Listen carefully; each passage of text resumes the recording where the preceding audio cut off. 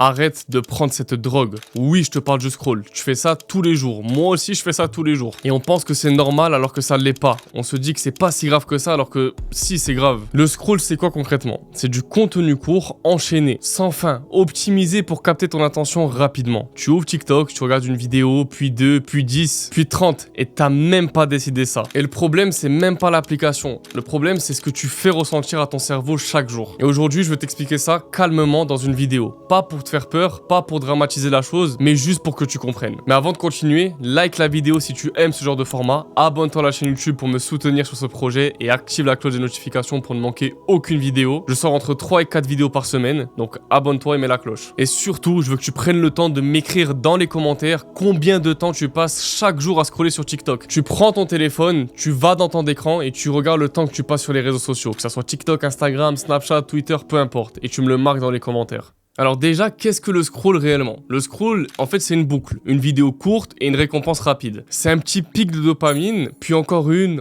autre, et ton cerveau, il kiffe ça. Parce que ça te demande littéralement zéro effort, si ce n'est ce geste-là. Et t'as pas besoin de réfléchir, t'as pas besoin de te concentrer longtemps, t'as pas besoin d'aller jusqu'au bout de quelque chose. Tout est instantané. Au début, ça paraît anodin, mais au bout de plusieurs mois, c'est là que ça change ton fonctionnement. Et le problème, c'est ce que ça fait à ton cerveau. Quand tu consommes du contenu très court en boucle, ton cerveau il s'habitue à la vitesse, il s'habitue au changement permanent, il s'habitue à la stimulation rapide et du coup ton seuil de concentration il baisse directement. Regarder une vidéo de 30 minutes devient difficile, lire un livre ça devient extrêmement difficile, travailler 2 heures sur une tâche ça devient redondant, fatigant, on n'a pas envie de le faire. Et je le vois moi-même sur mes vidéos, quand je fais une vidéo de 1 heure elle fait moins de vues, alors que quand je fais une vidéo de 20 minutes elle marche mieux. Pourquoi? Parce que les gens ont perdu l'habitude de rester concentrés longtemps sur quelque chose. C'est pas une question d'intelligence, c'est une question d'habitude neurologique, ok?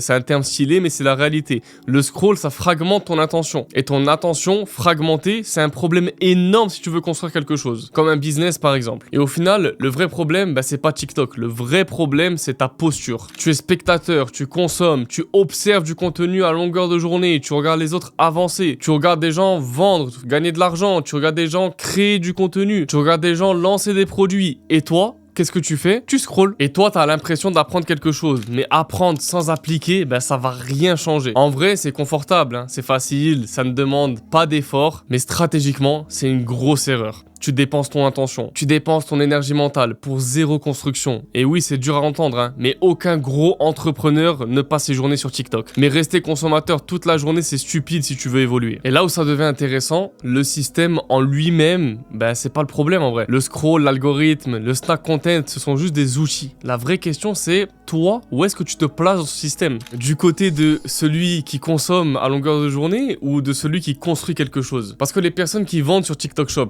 elles utilisent aussi TikTok, c'est exactement le même mécanisme, la même plateforme, la même application, du contenu court, des hooks, de la répétition, du volume, mais elle ne consomme pas de contenu. La petite différence avec toi, c'est qu'elle crée le contenu et que toi, tu le consommes. Et l'objectif pour toi aujourd'hui, c'est de transformer le scroll en un levier pour ton business. Au lieu de scroller pendant 2 heures, tu peux utiliser ces 2 heures pour tester du contenu. Tester des hooks, différents angles, tester des produits. TikTok Shop, c'est pas un hack, c'est juste un système. Un système basé sur le contenu, la répétition et surtout la compréhension de la data. Pendant que certains regardent des vidéos de produits, il y en a d'autres qui les vendent ces produits-là. Pendant que certains consomment du snack content, donc du contenu court, d'autres l'utilisent pour générer de la demande. TikTok Shop, c'est un vrai moteur pour ton business. Il crée de l'attention. Et derrière, tu peux convertir cette attention. Tu peux structurer un vrai business. Mais ça demande un changement de posture. Faut que tu passes d'un simple consommateur à un vendeur, un constructeur.